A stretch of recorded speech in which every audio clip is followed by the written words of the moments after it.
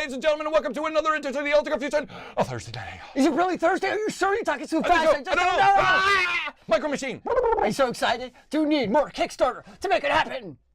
Let me just turn your mic down just a wee bit. Because it's a little bit loud this evening, Mr. Zealeus. But that's my goal, is to leave quite the impression on listeners' eardrums to make them explode in exploitation of all that is gaming in the world. Ladies and gentlemen, I, of course, am your host, Charlie, and I'm joined once again by the political cameraman himself, Zealeus. And in chess news, Fabiano Caruana won the candidates tournament. First American since Bobby Fischer. He'll play for World Championship in November. Go, Fabi! Wait, you forgot when Zealeus went on to play for the World Championship 2 years ago. It was pretty amazing. Only in your dreams, sir. I used the Queen's Gambit every time. Yeah, go with that. Yeah. All right, ladies and gentlemen. It was epic.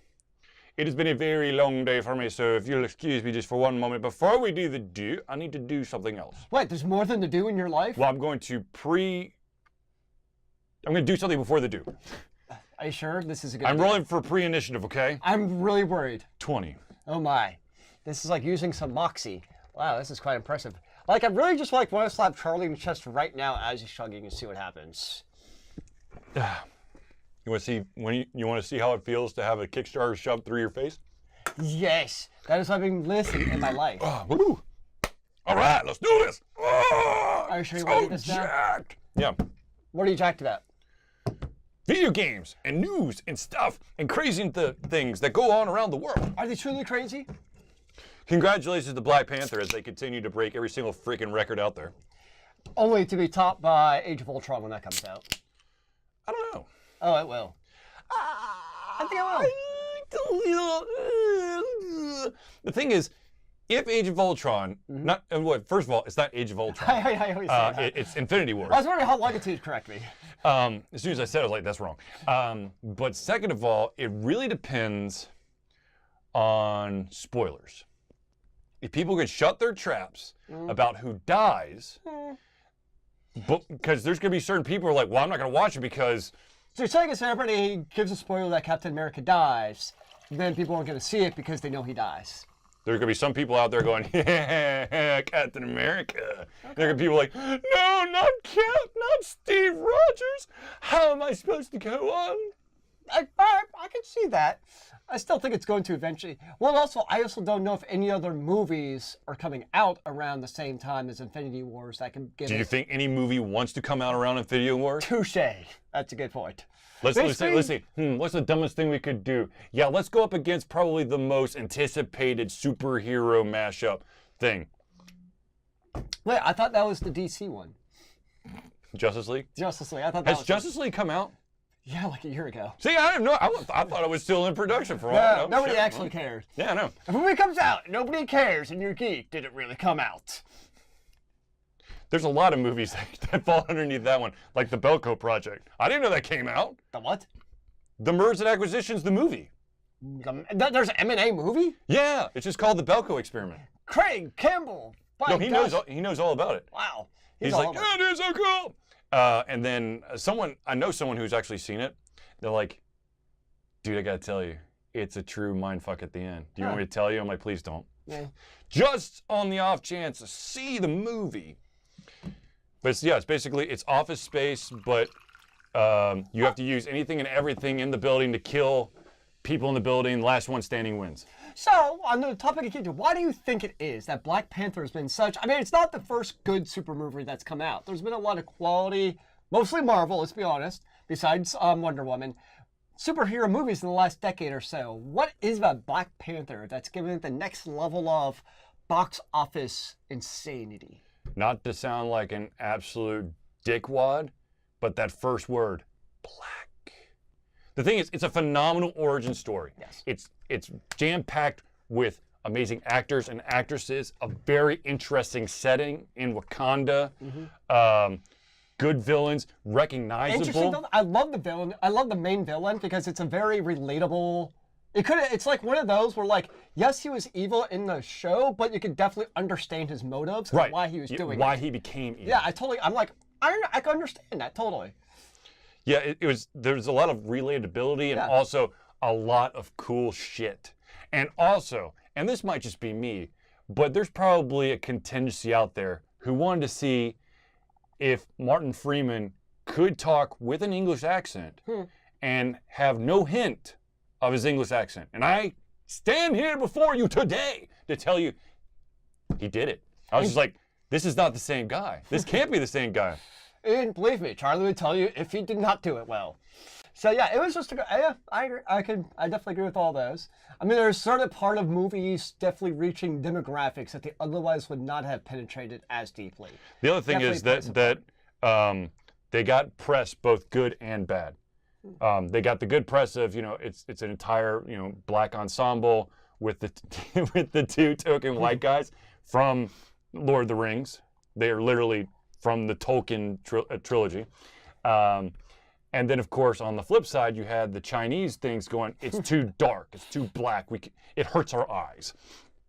So you had a little bit of both, and I think that went a long way. But the thing is, it's just good. I mean, It was a good movie. I liked all the characters. I could, there were some jokes in there that had me giggling from time to time. It was just a solid movie. Nudge, I'm not sure it can entertain you enough, so you probably just want to go do your thing.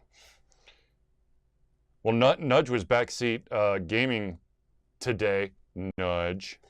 I hear you, Sam, about, so you're saying how they actually used Black Panther, and you think that potentially having black in the movie could have turned some people off. I could definitely see that, but I think also that there's a large enough demographic to reach with reaching that. But at the same time, I mean, yes, obviously predominantly black cast in it, but when you watched it, it's not like it was, a black power type of movie. Where it's However, Black Panther is associated with Black Power. is, Not the comic, but the organization. I agree. So it goes both ways because there was kind of black power in the movie in that you had strong male and female black actors and actresses in it who did a phenomenal job in the movie, but it also wasn't any kind of like, we're black so we're better than you in the movie at the same time for people who might not be predisposed to seeing such things, be able to give it. Like you couldn't really say that, it's giving white people a bad name or something because it never went that route. But at the same time, it had enough black power, so to speak, of strong black role models in the movie to do that well. Ladies and gentlemen, is anyone keeping a tally of how many times Zealeus can say black in a paragraph? Nudge states, right, but even if it's Black Panther, if you name a movie White Knight, probably going to be pretty bad. No. There's, to be honest, right off the top of my head, as soon as I hear White Knight, I think the White Knight Chronicles is an RPG. It's actually a JRPG on the PlayStation 3.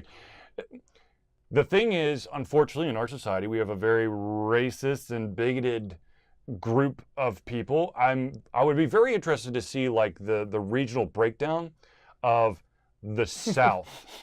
See that, yeah, but the thing is, a lot of people, unfortunately, in the society equate that to good. But here's the thing Unfortunately. with Black Power, Black Panther, the movie is, I think it also in terms of having the box office success, it had that already kind of like wondering among certain demographics, like what type of movie is this going to be? So it also had to be a great movie for it to also be a box office success. It wasn't going to be like some of the Transformer movies that were terrible and yet did great box office movies. Black Panther also had to be a great movie to get that success. Nudge. I'm still waiting on a Transformer movie. I don't know why you guys keep saying Transformer movies. I see army people running around with dumbass kids and a couple robots in a movie, but I'm still waiting on Transformer. Actually, there was a Transformer movie. It was back in 1984, 86, something like that. There was a lot of good animated ones. Yeah. I'm just waiting for a live action Transformer movie. I know it was, but look at Revenge of the Fallen and no, those aren't Transformers. The closest thing you got to Transformers is probably Pacific Rim. You had Optimus Prime and Bumblebee. Don't those count? I still never understood why Bumblebee's voice box was broken. Like, I don't know. They didn't ask me. Where the fuck was everybody else? It's like Optimus had a team. He had at least 7 or 8 robots with him at all times during every single freaking series. It's like Optimus and Bumblebee by themselves. Everybody else died in space. So it's a bad Sorry. It's a bad sign for action movies. My dad doesn't even ask me to go with him to just go see them. Like, it's not going to do well, like, if it doesn't pass the Duvall test. Because we don't have a very high bar when it comes to movies. And so if not even us want to see it, you're not doing something right. Good job, Nudge. I love Transformers. It's my favorite Marvel movie to feature Batman. Touche. Yes, and of course you have Uwe Boll leading the way as the best director of the show. No, look, let's be honest. Uwe Boll cannot direct good stuff. However, he had a track record of actually getting shit done. They were terrible, absolutely terrible, just like cringeworthy. However, somehow he had the magical formula, maybe because everyone's going, it's going to be utter shit. So he was able to make it, which makes no sense to me whatsoever. It's because of Germany. It's because literally Germany funded his movies. Like, Not all of them. The most of them they got funded because Australia funded the postal one because he basically got excommunicated from a bunch of European nations. Oops. Yeah. I haven't heard of him in a long time, thankfully. I think he's retired. Or nobody would fund his movies because they're so terrible. Or maybe the last time that his character got killed in a movie, he actually died. I think the last straw was Dungeon Siege with... That was his last movie. Was it? What was his last movie? Postal. In Australia. I never heard that one. It's terrible. Or is it Rampage? No, I can't remember. Anyways, he's got a shit ton of shitty movies. There's a Rampage type of movie coming out, actually, with The Rock. Okay, so that is like the 80s, like side-scrolling monsters beat up buildings and eat people as they come out. And then you got to beat up the monsters. Then they try to make... like a reboot of it in a 3D world where you and the monsters are basically roaming like a Sim City type of thing. And you got to find each other and try to beat each other up. But the city was only so large, so what you try to do is you try to corner your opponent near one of the corners because there were like power lines that basically outlined the ring. I just remember the one where you had to go up the towers. Oh, hell yeah. That was fun. And grab people and eat them to get like your energy back. That was great. It was the darker version of Wreck-It Ralph. The question is Rock going to eat people in the movie? No. But develop his large biceps? However, I think that he will tell the white gorilla, you have to eat him to survive. He will instruct death upon a human to save his monkey, a gorilla. I'm just saying. Could be anything. Who knows? I don't know. All right, ladies and gentlemen, we do have... non-movie related topics? An itinerary. We'd like to get into it. I don't know. I think it's a pretty good tangent. No, it's a great tangent. I'm just saying that if at any time we need to go into it, I mean, we do have 6 stories. However, you know what? We're going to go straight into... Did I actually? Yeah. Since we're in the movie vein, that's the wrong one. Let's talk about the fact that Gary Whitta has now taken the helm on a Last Starfighter reboot. This makes me interested and also very, very sad. Why are you sad? Because the gentleman who played the main, like, supporting character was I'm blanking on the actor's name, but he was the dude. He was basically the band leader of Music Man, and Last Starfighter was his last movie. No idea. Hold on, I'll look it up. Surely it is pop culture trivia things. He just knows these things. Robert Redford. No. Manfred. Actually, Robert Redford's a Kappa Sigma, so he's my brother. Wow. Brother through a fraternity. Little known fact, Charlie's famous by proxy. And Bob Dole. Wow. Let's see, the last... Bob Dole? Yes. Starfighter. It could be him. No, it's not Bob Dole. No. Dick. Bobby Orr? No, he wasn't a defenseman for the Bruins. I'm really not Robert Preston. No idea. I believe you. Yeah. He was... I've never seen it. What is his name in Starfire? His name was Centauri. He was basically the guy who helped Alex Rogan, the Last Starfighter. Yes. The Last Starfighter is a 1984 American space opera. Why have I never heard of it? You haven't heard of... How do you not know of The Last Starfighter? Sam Grizzle! Probably because of Star Wars. Like Star Wars kind of like overshadowed everything else in the space opera scene for terrible. some time.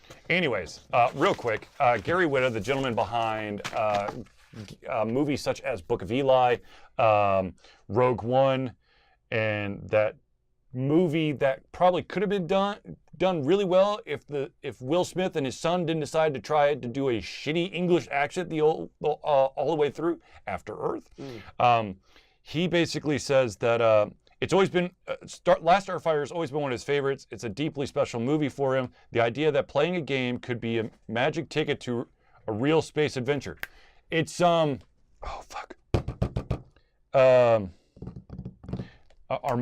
but there was a book before. Armada is is it Ernest Cline who wrote Armada? It's a book. Will Wheaton narrates it for Audible. It sounds almost like you're talking about, oh my gosh. It's the Ender's Game. Yeah, it's kind of like Orson Ender's Game. Scott Card. That's what I was thinking. Yeah, of. Yeah, it's like Ender's Game. I mean, it's just like, so this kid's playing this old beat up arcade machine in the middle of fucking nowhere, and he gets the high score. Next thing you know, this alien shows up, goes, "We're gonna need you on the battlefront." Yeah, I could see that. Ender's Game, which, by the way, if you're not actually not seen the movie, read Ender's Game, you should absolutely read Ender's Game. It's a great. I'll be back in 2 seconds. Talk about Ender's Game. Ender's Game. It's just a great movie. Orson Scott Card. It's got all the stuff. It's got the political intrigue. It's got the kid doing the thing. And of course, it's one of those movies that definitely has a great twist that goes on. Like any good book, there's a twist that goes on. And you're like, oh, interesting. And I never saw the movie because I heard the movie wasn't that good. But I'd definitely be curious to see how possibly the movie would have handled what went on. It actually became a whole series.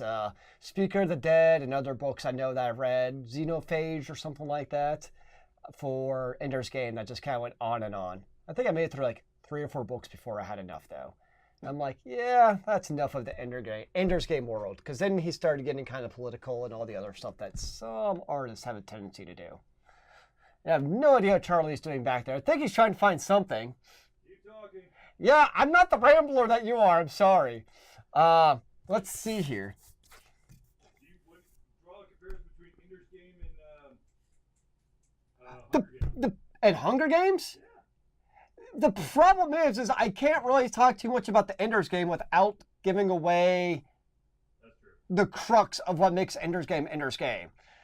Okay. So that's my issue. Now, if you want to draw a parallel of Ender's Game to something, is the recent PUBG / Fortnite games. Those are all definitely all about the Battle Royale type of games that really come from Battle Royale, the, I think, 1989 Japanese pop or cult classic. Actually a book. The movie is better than the book in this case, I definitely believe. But still, the book's not all bad. I can't find it. Oh, Charlie couldn't find it. Have you ever read Battle Royale? No, I've never read that. Yeah, have you seen the movie? Nope. I prefer the movie. It's one of the rare cases where I'm going to say, watch the movie over the book. The book's not bad, but still, the movie is definitely a very definitive thing that's coming. And no, I'm not buying a GTX 1100 because VR is 2000. What? Oh, Battle. Is it really that old? What? I thought it was older than that. No. There's been like a ton. Well, there's like an anime. There's a live action. I'm there's talking about action. the original live action. Oh, that's okay. So real quick, I was able to find the Last Starfighter. I'll read it off the back for you. You have been recruited by the Star League to defend the frontier against Zur and the Coden Armada. So begins an adventure of galactic proportions in the Last Starfighter. After Earthling Alex conquers the Starfighter video game, he is recruited by an alien, Centauri, to be part of an elite legion of fighters. Leaving behind his trailer park for the outer regions of space, Alex becomes the last hope for the beleaguered Star League and hundreds of worlds, including Earth. Loaded with out-of-this-world bonus features, The Last Starfighter 25th Anniversary Edition is the ultimate video game fantasy come true. And how many times have you actually seen it? The Blu-ray version or the actual movie? Just the movie in general. It doesn't matter which version. 12 or 13 times. It's a good movie. It's a fun, you know, I'm not going to say like, you know, front and center like, yes, I have to see every moment. But like I said, I really do like Robert Preston. I grew up with The Music Man. So, I mean, he was the lead character of The Music Man. So oh, by the way, here's another Gary Whitta movie. Book of Eli. I don't think there's ever a movie I've seen. And then here's the shitastic After Earth. I don't think I've ever seen any one movie more than like 4 times. Gene Siskel describes it as a Star Wars ripoff, but the best one. It's the best of the ripoff. Now, is it better than some of the Star Wars movies, though? That is the question. Yes. I haven't seen it, so I can't say. It's a good movie. I mean, it's a solid movie. And it's not like, it actually sort of kind of holds up with time. I mean, it's still potentially relevant. I mean, yeah, there's not a lot of arcade cabinets out there. Yeah. But we have seen like a resurgence, kind of like that retro, like pixel art type of gameplay. And you've got people who are now building their own arcade boxes to run emulators through it, which, by the way, I've been saying this for like ever, but one of these days I'm actually going to build a damn thing and put an emulator on there. Just get a Raspberry Pi and put RetroPie on it. That's the easiest way to do it. Yeah, I know, but I have to actually build the cabinet. That's the thing. Okay.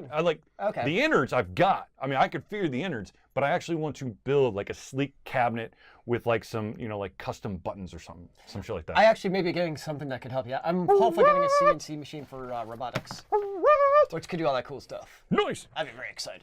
Nice. Let's see here. They have a lot of talk.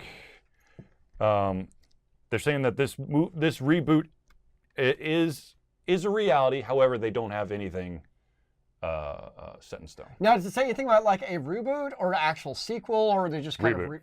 of Does it really need a reboot? I guess. No. That's also with these reboots. It's like, why? Why? Can't we do something original on occasion instead of just rehashing the same? You know what thing I'd like to know? Whatever happened to the Asteroids movie? I mean, Did the asteroids never hit Earth? No. It was based on the arcade game Asteroids.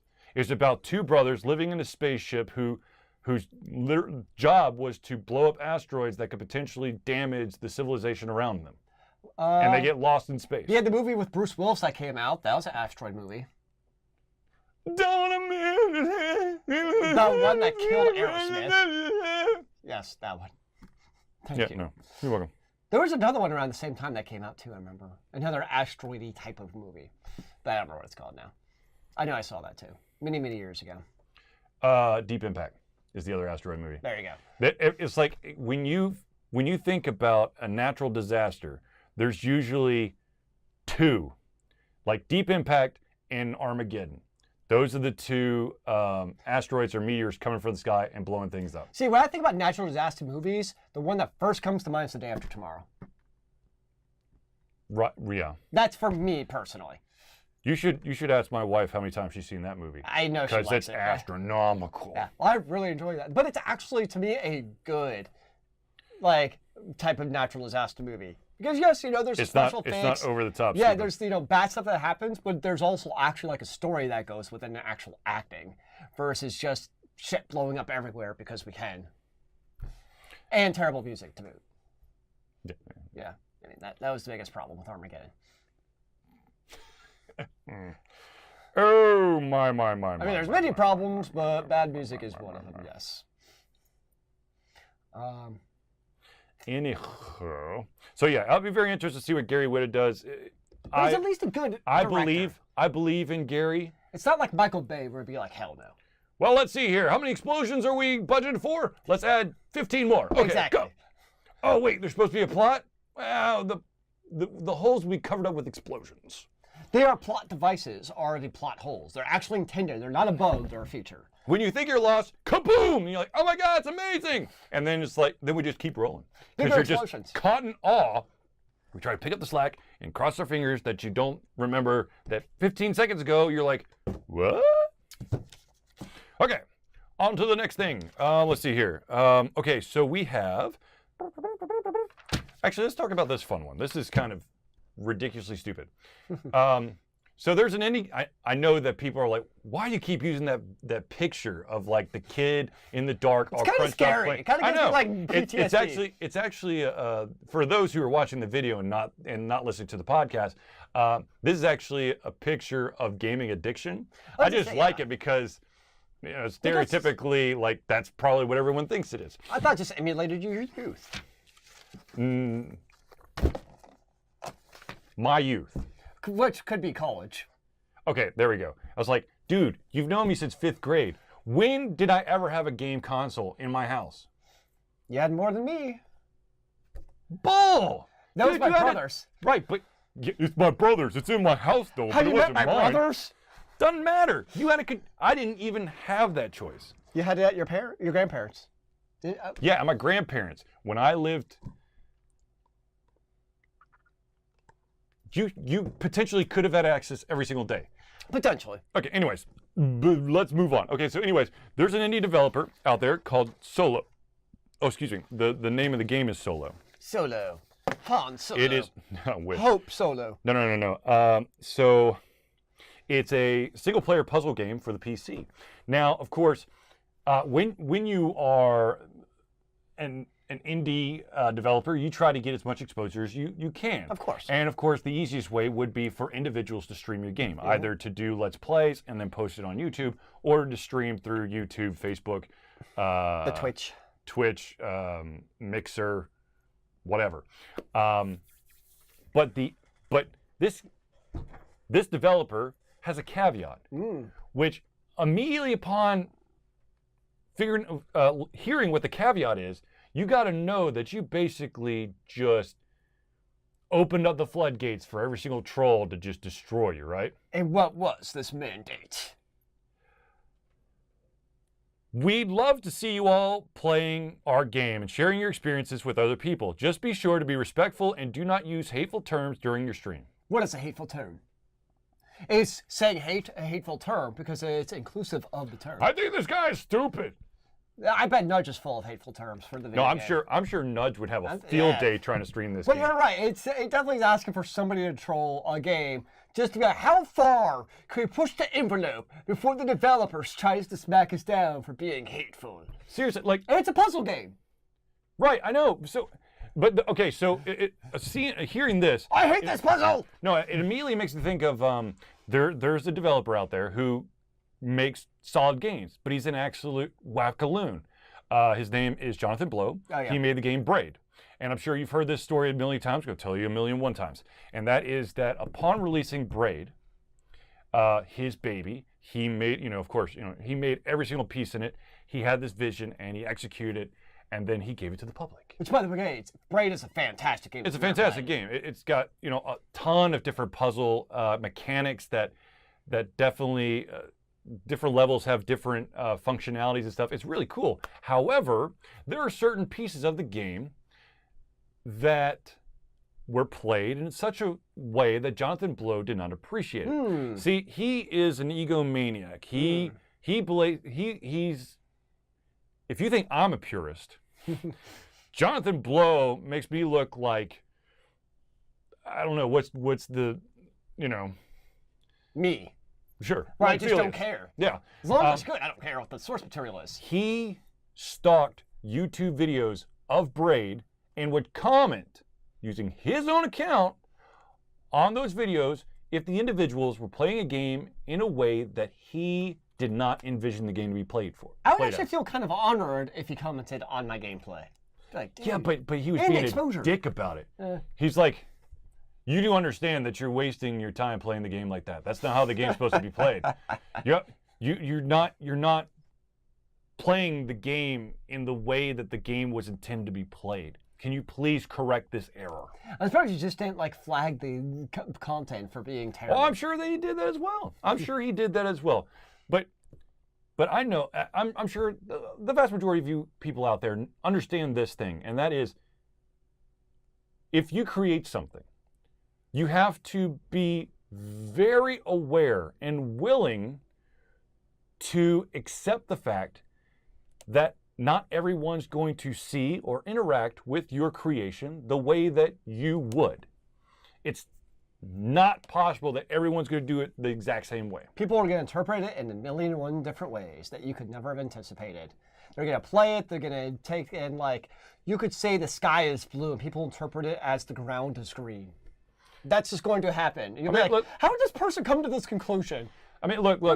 If just for a random ass example, let's say that you published a book, and literally, the art of picking up a book varies so much. You got individuals who literally like the 2-finger slide out. You got the bunch and crunch.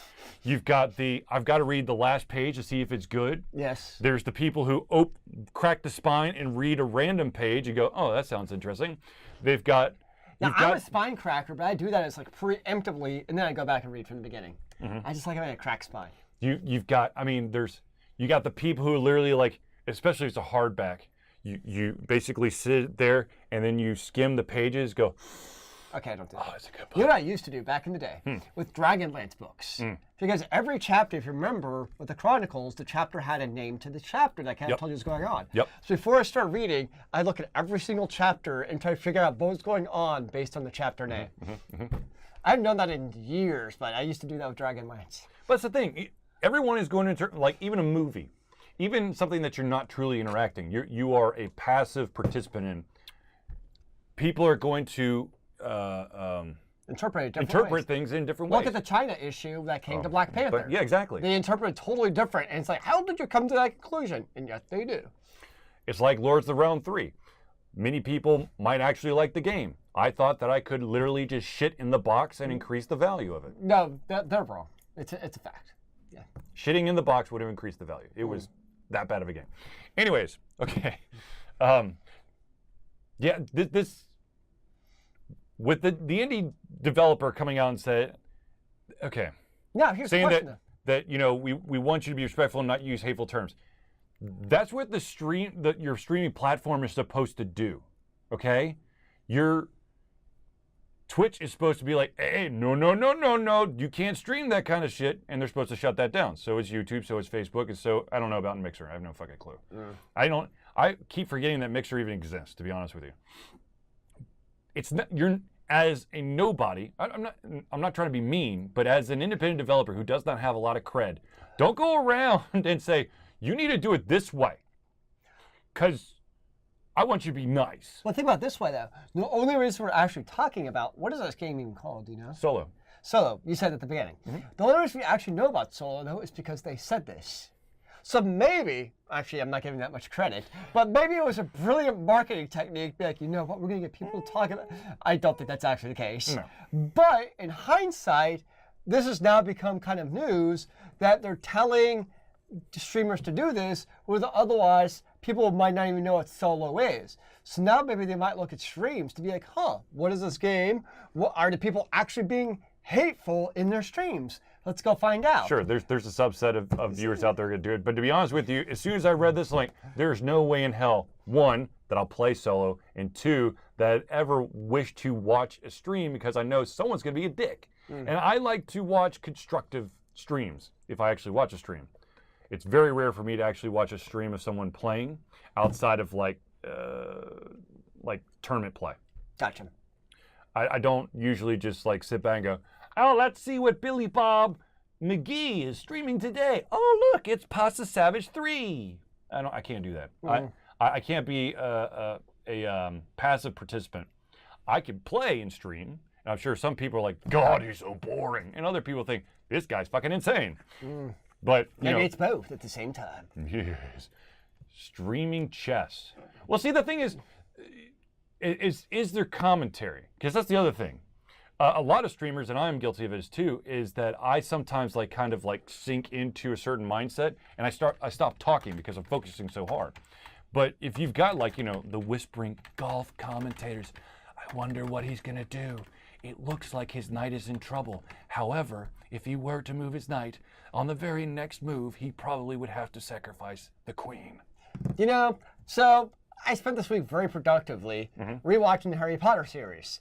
It would really make chess become popular on TV again? Make it wizard chess? Yes! That ain't gonna happen. I'm just saying. What kind? Who the hell would sign that?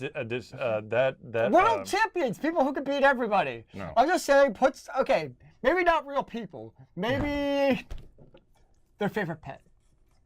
No, damn it, no. Damn it, Jesus, no. God, no. What the hell's wrong with you, son? Okay, what if the chess pieces actually just exploded without the person exploding?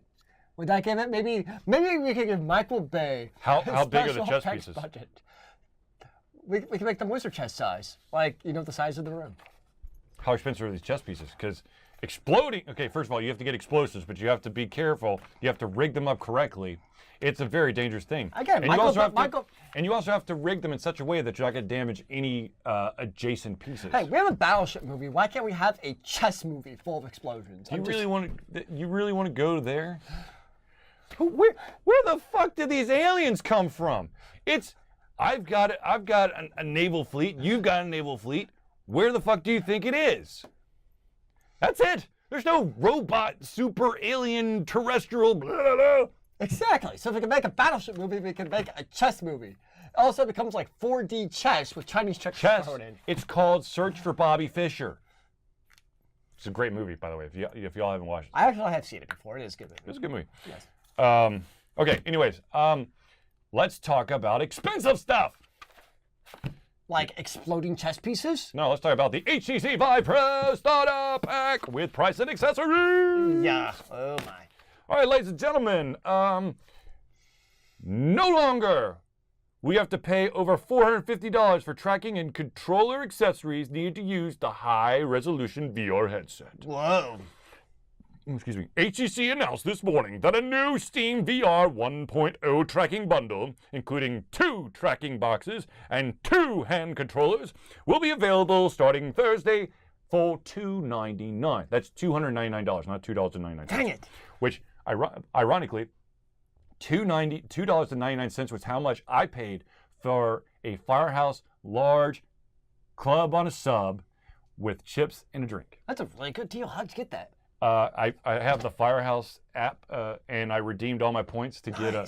Yeah, I was just, and the girl rung me up. She goes, "Really? Only $2.99?" I'm like, "Yeah, I used all my points." She goes, "That is cool." I'm like, "You work here. You should know this." That's actually I'm going tomorrow for lunch. Ha ha! Anyway, so it's gonna be $299.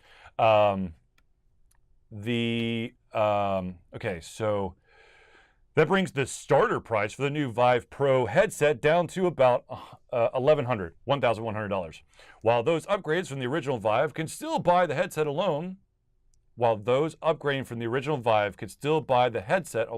$799, the lower resolution original Vive package, which also includes 2 tracking stations, 2 controllers, now retails for $499, or $200 more than the accessories alone. So basically, they have the Pro version for $1,100, or you could still get the peasant version for $499. Mm-hmm. So, I mean, hooray, VR, it's got improved peripherals. We knew that was going to come at some point with a higher price point. Now the question is what kind of hardware? I didn't see anything about. Yeah, see, I didn't see that at all. What's the hardware specs? Because obviously a higher resolution means they need higher hardware specs than what was already out before. And for the price increase, I'm guessing it's quite the resolution increase. It's not just minor. And anytime you do any kind of resolution or refresh increase, you're talking big time graphics card increases, not just minor little tweaks. Now the funny thing is, technically, you could have a lot of the processing power in the headset. However, you'd only be able to play it for a small amount of time because that shit would be heavy and probably heat up. So you probably have like burn marks on the back of your head. It's a head warmer. You walk into work and literally you just have this like stripe around the back that's just singed. That's what the cooling pad is for. You have to like actually freeze the cooling pad before you play to put it on your head. And then the condensation short circuits it and you electrocute yourself. Yeah. I mean, this is just the progress of technology. You knew at some point this would happen with the Pro Bundle. And as long as they're still offering the peasant version, they can still buy. It's just another option for early adopters. Because we're still in the early adopter phase. So it's just more options for people who want to have higher, awesome, more cool graphics. Well, the thing is, this is kind of coming out just before Steam is releasing more information about their Steam VR version 2.0, Yep. which apparently, rumor has it, that the developers have stated that it supports up to 10 times as large as the current standards by using 4 tracking boxes. And as Sam points out, past 2 years with the Rift, and the fact is, the 500 plus the computer is still too expensive for a lot of people. I think that's definitely fair. I still think, I still could see definitely like, especially the PlayStation one, if done right, surpassing the Vive because people already have the PlayStation 4. You're not having to worry about, okay, not to buy. No, not everybody, obviously. No, but go. But I'm saying it's a lot easier to figure out how to go buy a PlayStation 4 with the headset than it is to go buy a PC, especially with the price, still graphics cards and RAM still absurdly expensive to be able to power your VR machine. Okay. I had to hear your entire statement because as soon as you started saying because you have a PlayStation 4, you're more likely to buy the VR. I'm like, dude, Xbox 360 and Xbox One, how many people actually bought the Kinect? Or if you had a PlayStation 3, how many people bought the rubber balls on sticks with the camera? Well, I think we're still in the chicken and the egg issue in that where the game's going to come from that are going to cause people to buy these VR devices for $500. And at the same time, the developers are like, why are we going to invest all this money into the games when not enough people actually own the devices? So it's still that issue of how is the technology still going to have enough market penetration for the developers to really dive headfirst into the VR? Well, I have to be honest with you. I think that PlayStation and HTC both have a leg up because PlayStation is exclusively for the Sony product line. So you know that the actual manufacturer of the device is the one who's supporting this. And for the HTC Vive, Steam is basically 100% behind it because they keep releasing new versions of Steam VR to support HTC Vive as much as possible. Where you have the Rift and where are the other ones? There's still other ones out there, or are they all gone? No, there's still other ones. I feel like there's like a Vive or Vive or Vive or something. Yeah, the Rift and the Vive are definitely still the two biggest. And it seems like the Vive is really kind of taken over, more so than the Rift. Now, Rift is the one, if I remember right, wasn't that the one that was bought by Facebook? And, I mean, a lot of that crowd, as soon as Facebook bought the Rift, they're like, no. The vast majority of game developers jumped ship because they feared that what that VR headset was going to do is not really game, but have more of like an interactive social media experience. Well, enough all the crazy stuff that's coming with Facebook and their analytics and stuff. Man, just Facebook is even like that term Facebook. When you hear like anything with the Rift is even more like, nah, I'm good. Yeah. No touchy. Yeah, ladies and gentlemen, you have 16 minutes. If you're watching this live, you have 16 minutes to go over to the Capers RPG on Kickstarter and pledge now. If you miss out the opportunity, I'm sorry, my friend. I very, very much apologize. But currently, with 16 minutes to go, we have 531 backers, $10,241 pledged, which of course the original pledge line was $2,100. Wow. So they have surpassed that quite amazingly. Oh shit! I need to take the picture. And they met all stretch goals, I believe. Yeah, I need to take a couple pictures this weekend and send them to Craig. Very nice. For my character drawing in the book. Very nice. Yes, indeed.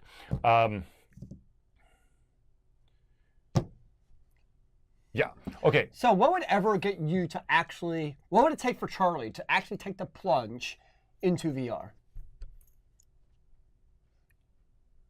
One or two very strong, highly well-crafted titles that are supported on a VR device. Okay. Fair enough. I will never buy the device before a product that I have to have to utilize it. I would never do that. I agree. And that's what most of us are still waiting on, is those true VR games. Not just the crappy ones, but the actual full-fledged game, yeah. Which, who knows? Hopefully it'll come. All right, so I want to, we have a story. There is a lot of like ins and outs to it, but I do want to just touch on it real quick. And that is the fact that there's a game out there called Where the Water Tastes Like Wine, which this game, it's a story-based adventure game that was winning awards left and right. Everyone's going, oh man, this thing is destined for success. And yet, it has been a financial nightmare. It has flopped so hard. Here's the thing. I mean, and this happens with critically acclaimed, movies that have like a bunch of they win a bunch of like independent film festival awards and stuff. Sometimes that's cool that you get all these awards, but that still doesn't stack up to mainstream attention. Is it what the people want? No, well, the thing is, like, if you're a gamer out there, right, and basically, I don't know if the developer was unfortunately trying to do it by, well, we have all these accolades, people have probably heard about it. The thing is, there are a shit ton of different award shows and awards out there for basically anything and everything under the moon, or under the sun, or under whatever. And the fact of the matter is that a lot of people don't know about all these awards. So if you're winning a shit ton of like indie game awards, indie game Copenhagen and Cologne and Berlin and San Francisco, sure, maybe, I don't know. I don't think when it comes to video games that winning awards is like as big as a deal as it for movies. I mean, if you win an Oscar, people know what that is. Right. But for games, if you get like at the Cannes Film Festival, best featured short documentary, there's still a good chance no one will have no idea what the fuck that movie was, or the documentary, or whatever. It all depends on the name recognition of that award, and it has to be for something big. It can't be like for set design. Yay! Because sure, people still go, oh, set design, they must have done really good. Vast majority of people are like, who was the actor in it? How big are the explosions? What was it in the running for best movie of the year? So the thing is, this, unfortunately, what happened was this game won a bunch of awards and then flopped horrendously. And the developer has come out and said, I didn't know how to run a business, how to structure contracts, how to direct voice actors, how to market a video game, how to approach business deals, or how to manage contract employees. I don't even think I knew the term narrative design when I began this project.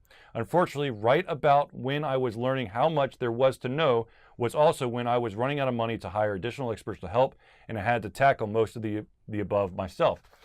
Which leads me to believe, and this is true,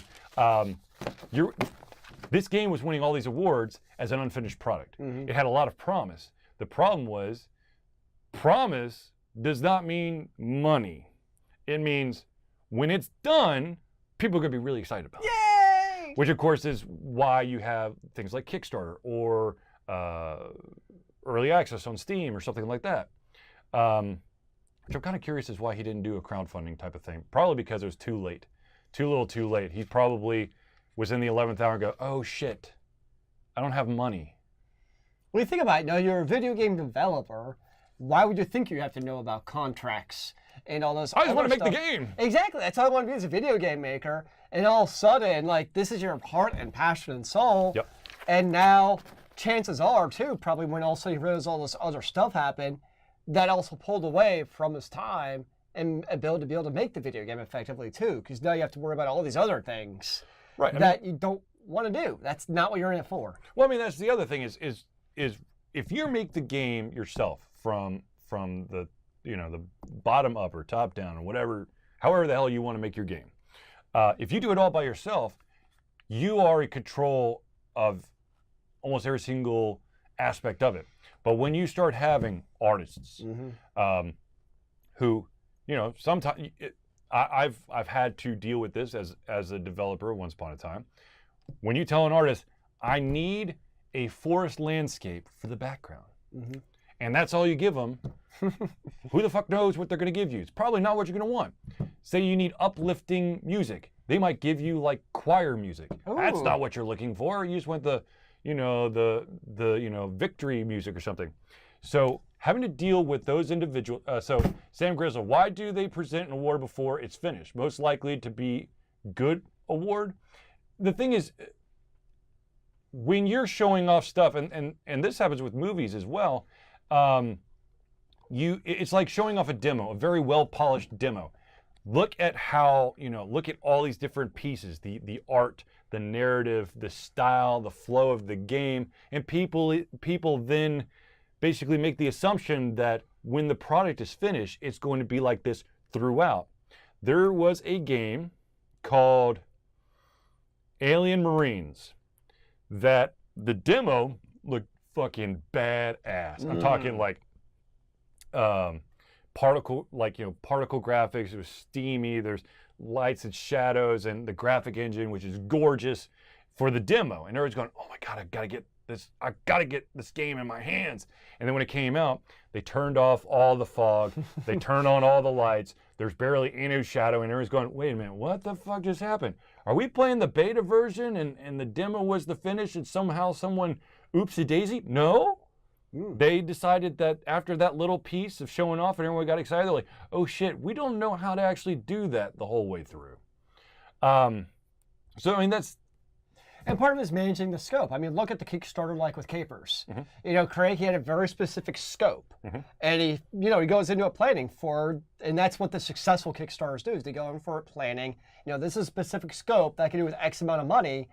And then if I get the extra money, now I can do these extra pieces of the scope. Not just kind of being like, maybe we'll see what happens. No, they have very specific goals in mind, including with the artist. Sam says award-winning demo, weird. Let's be careful with that, simply because the vast majority of the games out there today are never finished. So technically, under certain definitions of the word demo, they're all demos because you're not getting the full product, especially in MMOs or literally just any fucking game. And still bugs. Yeah. I mean, there's still groundbreaking bugs in a lot of games. I mean, I was playing this weekend Tomb Raider, the 2013 version, and I got stuck twice in the game where I had to restart the entire game. I don't know what I did, but obviously there's groundbreaking bugs still in the game, 5 years old. I'm like, life goes on, restarted, I didn't really care, but it still happens. So it's kind of, I know we've talked about before in the show, what's that transition kind of from, demo / beta, whatever you want to call it, to the finished gold version? What really creates? There isn't one anymore. And you see that a lot in games, especially crowdfunded games. All of a sudden, it just becomes version 1.0 one day. And it's like, okay. And it's not uncommon. The thing is, when it comes to independently developed games, unless they have a lot of funding, when they're submitting their games for these awards, they're submitting them early. They're polishing the shit out of it, because what they're trying to do is they're trying to get exposure and perhaps get an angel investor or venture capitalist to fund the rest of the game on what looks like a very promising idea and title. When I was coming out of school, my development team submitted our game to the Independent Game Festival, and we did not get into the finals group, but our game was in the top 50, and it definitely was not finished. It was 2 out of the 4 levels, and we just polished the shit out of those 2 levels. But it's also hard. I mean, think about it now is more video games than ever are recreating every single year. So you have even more people vying for those angel investors and Kickstarters and everything else. So it's like you almost have to polish those first level or 2 even more balls to the wall for that polishing of that first level, because if you don't immediately catch people's eyes, they're just going to go to the next game. And so it's even harder now to do that because there's just so many. Anybody can create a video game now. Anybody can turn on an RPG Maker and make a video game. Learn a little bit of Unity. Yeah, Unity. I mean, there's so many ways to do it. There's a lot of sandbox development kits out there too. Which is, on one hand, great because you have a lot of people being able to, potentially follow their dream, create hopefully cool video games. On the other hand, you have a lot of games where they have an awesome first level, but there's not a whole lot else to it. And there's also those people who are just trying to make a quick dime by trying to make a cheap spin-off and a very shitty looking spin-off, or they just try to clog the platform with as much shitty games as possible until Steam or Valve decides, you gotta fucking stop. I mean, it's like every year for Valve, basically, like more games were released on Steam that year than been previously released, like combined. And it's just continuing trend with the number of games that people try releasing on all platforms. It's not just Steam; it's iOS too, the Google Play Store. It's just in general so many games everywhere. Everybody wants to make that. They want to be kind of the next Flappy Birds. Which is so funny because no one truly understands that Flappy Birds was actually out for a year before it caught fire. Okay, it wasn't like he released it and he goes, "This is the stupidest game. I've got to play it." It was there, and he kind of forgot about it, and all of a sudden, someone famous goes, "This is the shittiest game I've ever played," and everybody's going, "I gotta check this shitty game out because someone important said something." Yeah, or you just gotta strike the fire, right? Like, right now you got PUBG and Fortnite. Those are kind of the two big games that everybody's talking about. And I remember when we first talked about Fortnite a couple months ago. Charlie and I were both kind of like, it kind of looks like a pay-to-win mechanic. I have no idea what to do. Like, this doesn't look like the game that's going to be much. And all of a sudden, I mean, I was totally wrong. Everybody's playing the shit out of it. And so it's like, they've obviously struck gold at the right time. And of course, now look what everybody's trying to do, especially on the mobile platform. Trying to create their version of Fortnite's or PUG. Which is why PUBG and Fortnite are on the mobile platform to say, no, we know how to do this on all the platforms, so don't fuck with our demographics. But speaking of mobile esports gaming, we kind of need to, we kind of need to talk about Clash Royale League, which now, for some do we really have to? Unknown reason, has 36 teams. 36? Where the did you find 36? Isn't Clash Royale a pay-to-win game? Okay, so let me give you a little bit of background on Clash Royale because I had no fucking clue what it is. So I decided to download it today just so I had some idea of what the shit I was going to talk about. All right, so you have 3 towers at the top. You got to destroy the furthest tower back. However, your best way is probably destroy the 2 towers and then destroy the last one. However, you don't have to. Okay. I think you have to destroy 1 tower before you can take out the main tower. You get these like a hand of cards, and you gain these mana points over time. And once you have enough mana points, you can basically bring a unit or do an action into the world, and it's all real time.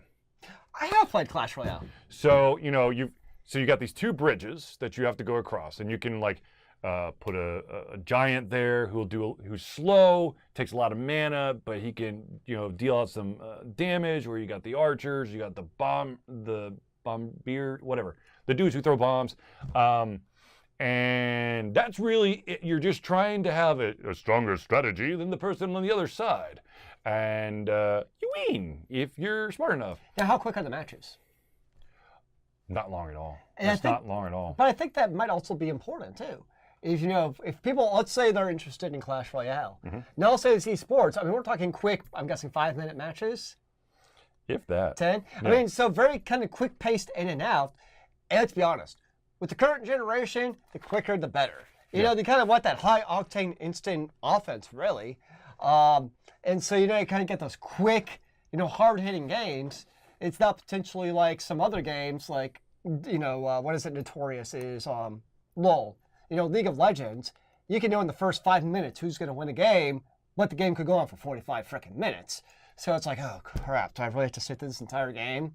I would say that would happen in Smite as well. However, I was proven wrong by the fact that if you're cocky enough, you could screw the pooch and unfortunately unleash the hounds of hell. Ooh. Okay, real quick, for those of you who don't know how to play Smite, you got 6 towers, 3 phoenixes, and a titan. Literally, you're trying to knock out the towers, the phoenixes, and then the titan. By destroying all those, you weaken the titan. Once the titan is dead, you're done. There was a team that literally had destroyed all the towers, destroyed all the phoenixes, was going after the titan, stuck around for just a little too long, and the other team was getting their ass whooped, was all respawning. They killed that entire advanced team, and of course, late in the game, the respawn counter is atrocious, so you're going to be just watching. Yep. Their Titan had 2 HP left. Mm-hmm. That team who spawned and killed off the guys that probably should have won the match, then rushed across the map and won the game. Yeah. I mean, you never know. You're right. Stranger things have happened. It could happen.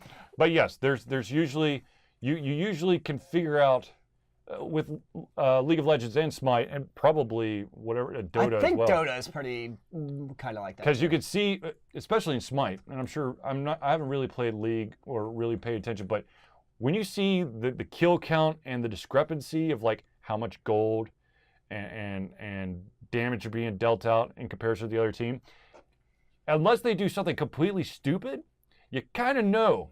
And you kind of hope, like, for, like, I know when I've watched Smite, because that's the one I watch, is you kind of want the comeback. Yeah.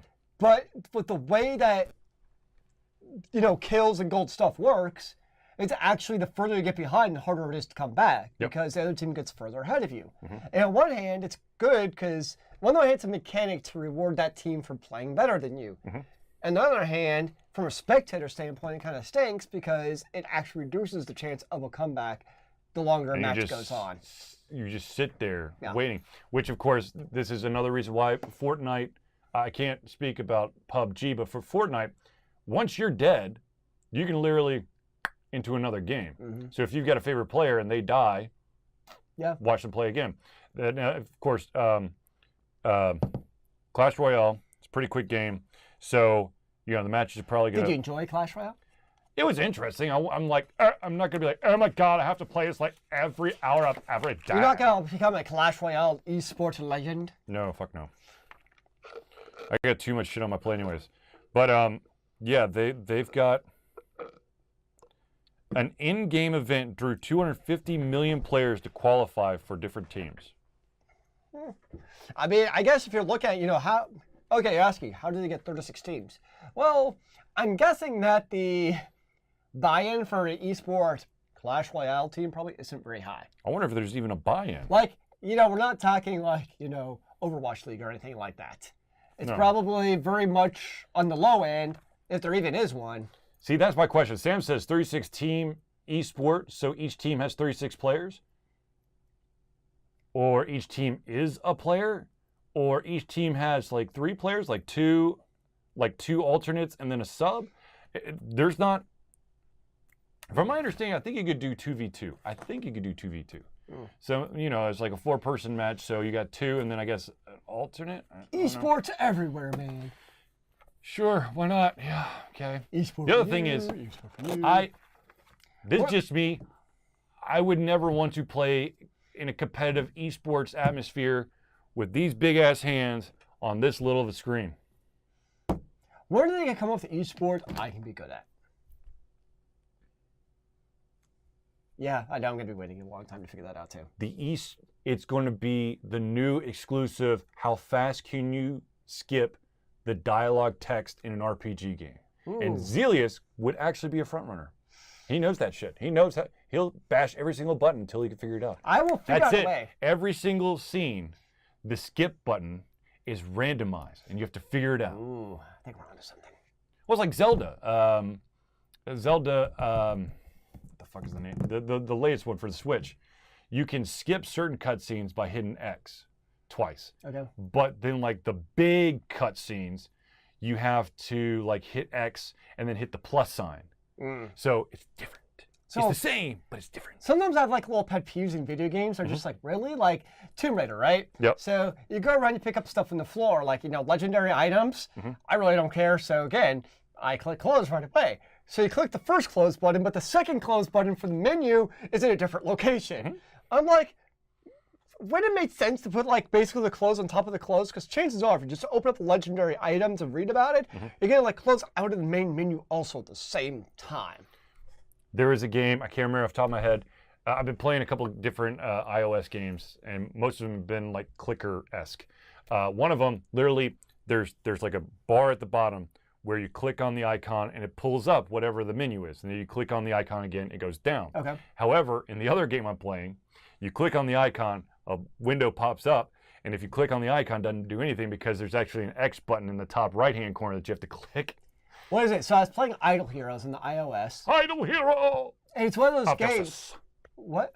Of justice. When you bring up like certain menus, some menus you can click anywhere and the menu goes away. Yeah. Other menus you have Very to specific X. spot. Yeah, I'm like, keep it consistent at least. No, but the funny thing is about that other game where you have to hit the X button is, once again, I have big fingers. So, and the X is like this itty bitty little circle. So I'm just like, Yeah. son of a bitch! Like, hey. Where's my escape button? No. I'm like, hey, Brody, Finn, come here. Can I borrow your finger for a second? Boop. Okay, there we go. And it's literally what I have to do because, anywho, we're past the 9 o'clock hour. We're at the 9:05 hour, sir. That's bloody. I mean, we basically went through everything with the exception of the Steam box, but that actually had an update that basically said that they had basically put that on hold, but they're still dicking around with Linux. So basically, they were saying is as some of you may or may not know, there was a Steam box that came out about 2 years ago, and basically it's the Steam OS based on the Linux kernel. And the whole idea is you can buy a pre-configured PC, but it has Steam OS, which is Linux under the hood, which resulted in two main issues. One, the same hardware with a Windows-based operating system versus Linux, the Windows was actually faster than the Linux. So it's basically this, but with Steam OS is the idea. Now, This has Windows 10. yeah, but they were selling the Steam boxes, which had the Steam OS. The Steam OS. The second issue is Linux gaming is not nearly as popular as Windows gaming. So you're buying basically a gimped box, and that A, it's slower, and B, can't have the bigger library. Well, Now- potentially it might not be slower. It depends on the game, but the library was absolutely 100% like decimated. I have like, I don't know. Let me actually look at how many. Now, games one I- thing it has done is it's just the 2 years really since this started. The Linux library has definitely grown by leaps and bounds, and the Steam OS has had part of that. And the other thing is with the Steam OS is 348 games. Valve has really invested a lot into the Linux, and as a correlation, also the Mac operating system. And part of that is the Vulkan drivers for your graphics cards. And so Linux and Mac OS games are actually run a lot better, in part due to Valve really being the driving force behind really the Linux kernel for making the video game. So yes, obviously the SteamOS has been a hardware failure, but kind of Valve's push for the Linux, and as a consequence, Mac has kind of helped push that a little bit at least. Ladies and gentlemen, I apologize, but you are no longer able to kickstart Capers. It is now closed. What is Sorry, the final ladies. tally? Yeah, final tally? Yeah, the final I think it was the same as we just stated. It's $10,256 and Yes. 532 backers. Actually, so they gained an extra backer since the last 16 minutes. Very nice, very nice. Indeed. But yes, I brought when we go to conventions, this is the machine I bring. Yeah. And almost like clockwork, people are like, oh my God, is that the Steam box? I'm like, no, this is a No. Windows machine that actually gets to play all your Steam games. Yeah, because it's Windows. And I'm going to say that, and I feel like I'm a broken record here, but a computer, any type of a computer that you can install Steam on, just the actual application, is a Steam box. There's no reason to buy a specific box for Steam. It's not like Xbox One or Because they have the PlayStation Steam 4. OS. Yeah, but then you basically just piss away your entire library, and then you also have to worry about that fucking weird ass controller and if it actually works with your game. But Steam OS has stuff. I don't know. It lacks stuff. Yes. Yeah. Yeah. I got nothing. I don't know. All right, ladies and gentlemen, we have reached about 5 minutes left on the show, so let's do our little shout down, whatever you want to do. The shouts. The shouts. All right, ladies and The gentlemen. twist and shout. I don't know about EndoCon 2019, but I sure as hell hope it happens. So always keep an eye out. As soon as we know something about EndoCon, we'll tell you about EndoCon. Hopefully it comes back because we want it back, and everyone that went there wants it back. And it was a phenomenal experience. Once again, it is an analog convention, so that means pistol and paper RPGs, tabletop gaming, dice, cards. It's a hell of a lot of fun. It's everything. The upcoming convention, MomoCon, which Altered Confusion is going to be at, and of course, Altered Confusion's schedule has gotten more and more freaking complicated. Uh-oh. Altered Confusion is going to be doing 2 panels. Not 1, but 2 panels. We're doing the Thursday night hangout at 10 o'clock at night on Thursday. And then apparently we're doing the, whatever the other panel is that I can't remember the name of, on Friday, like at noon or something? I can't even remember. Anyways, so we have 2 panels in like 2 weird-ass spots. Yes. We also have a fan table. Yeah. And I also have a full media badge. Yeah. So... Could be an interesting weekend. If you come to MomoCon and you want to be like a freaking saint, if you could bring me Mountain Dew or the Cherry Amps or some Faygo. Faygo de Chow? No, just Faygo. Okay. It's a delicious drink. I don't know what that is. There it is right there. Grab that one right there, the purple one. You should have enough. There you go. This is the grape version of Faygo. Don't they sell that at conventions? I feel like I've seen that. No, Okay. there's people at conventions that literally walk around like, you want some Faygo? Like, is it like a secret drug, man? It's got stealth. Am I gonna die? Well, It's delicious though. It's like super duper. Let's see here. So this container has 2.5 servings. Per serving is 110 calories. It has 25 milligrams of sodium, 28 grams of carbohydrates, 28 grams of sugar per serving, and no protein. Sorry. But it's delicious. Well, let's see here. 1 can per serving. so this has 46 grams per serving. Yeah, but the this thing is is, you're going to drink this whole thing as 2.5 servings. Yeah. Versus this one, well, of course, I combine the 2. But anyways, that's besides the point, okay? Jesus almighty. So anyways, MomoCon, come see us.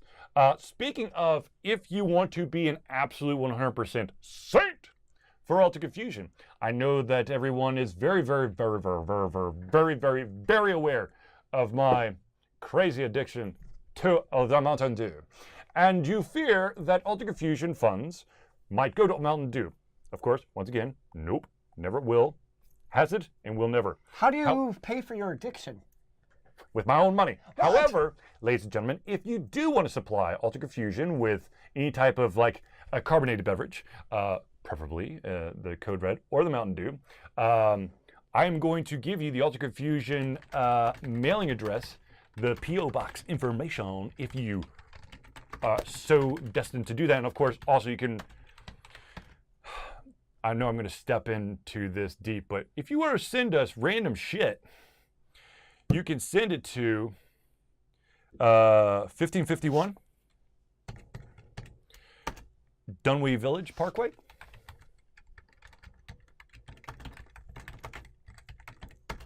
P.O. Box 88276. Is that correct? 88276. Yep. Dunwee, Georgia. 30338. Shazam. That is the Altered Confusion official P.O. Box. And hopefully, after diligently reaching out to every single fucking catalog that the previous dude had sending to that P.O. Box, I might actually get to see if Altered Confusion's actually getting fucking mail. This dude, whomever the previous owner of my box was like a hobbyist. He had like car magazines, plane magazines, model train magazines, model car model planes, trains, and automobiles, and sounds like you should just get them all to and your then kids. there's but then here's the other thing. And then apparently she's got a hell of a sweet tooth because there's a bunch of fucking candy. Like, I don't even know what the fuck this candy store is, but it sells like, you know, cherry treats and blah blah blah. I'm like, and of course they don't make it easy for you to cancel the catalog. You got to literally go to every single page and do like a contact us, email them. Oh gosh. So of course now you're on their email list. So they'll be like, I know that you said you don't want the catalog, but you did reach out to us. Would you be interested in signing up for the catalog? No, damn it. No. I want no part of you. That's why whenever like I go to stores, I give them my Google Voice number for like signing up for stuff. Well, that's why. I mean, if you, oh oh shit, what was it? I have no idea. There, you know those like freaking like value cards that you have in your keys? Yeah. I don't think any of mine, I don't think any of them, with the exception of the CVS one, actually is tied to real information. Mm. Like I know the Dick's Sporting Goods one is to like, I think, Give it to your worst enemy. no, it's an address that doesn't exist. It literally, I can't remember. I think it's Place? no. I think it's in Decatur. And it's literally like this building is like 357, and the one next to it is 360. So I did like 358, which doesn't exist. So if they actually send mail, they're like, "What the fuck is?" But haha, I got the Dick's Sports whatever's. You're so tricky. So tricky. Tricky Dicky. All right, ladies. No. All right, ladies and gentlemen. Smarts. Since we are talking about giving stuff to Alter Confusion, I would be a terrible Alter Confusion. Oh wait. I've been getting calls from, "You want a free trip? I love to know who sold me out. Amazon, Bass Pro Shop, blah blah blah blah." All of them. All of them. Facebook. It's probably the number one target, to be honest with you. The way the shit's going right now. I've been getting those for a while. Yeah. Hi, we're with the credit company. Fuck you, bitch. Bam. That's what I've been getting at my work number. Ooh. All right, ladies and gentlemen, let's move on to the one thing, and that is called Patreon. Patreon is this monthly donation thing where you, ladies and gentlemen, become a patron of Alter Confusion. That basically, you can donate anywhere from $1 up. It is a monthly donation. It gets withdrawn from your method of not purchase. Whatever way that you're setting up to give us money, it gets drawn at the beginning of the month, I believe. And that money, of course, goes to Alter Confusion. All that money gets funneled into the Alter Confusion bank account, which, by the way, ladies and gentlemen, if you could, sign up and donate some money so that we're not actually getting hit with banking fees for about as much as we're putting in there, that'd be phenomenal. Because, Wells Fargo, you shitheads. Oh. Yeah. Well, there's so many freaking caveats for like, well, okay, you have to have a minimum balance, but you also have to have enough activity during the month in order not to be charged for just letting your money sit there. Just use Ally. Well, I was a First Union, and then they merged with Wachovia, and then they merged with Wells Fargo. So literally, I was a First Union customer. I use Ally. They have no fees. Just period. Well, anyways, so ladies and gentlemen, what this month, of course, let's go back here. The money goes towards helping Alter Confusion get like a new webcam, help with convention fees, be it for electricity, which of course MomoCon's coming up. I believe it's going to cost us $127 for the 4 days at MomoCon. I could look at my bank account from last year. No, I paid for it last year. I've always paid MomoCon. You paid Canuga. Oh, is it? Okay. Yeah.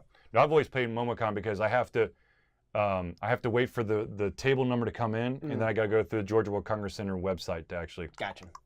And of course, the money also would go towards like con badges, just in case some conventions have some ludicrous amount of hours that you have to be a panelist at, so that you don't actually get to enjoy any of the convention. Basically, you got to be panelist the entire time. Yeah. Just sit in a panel room, actually.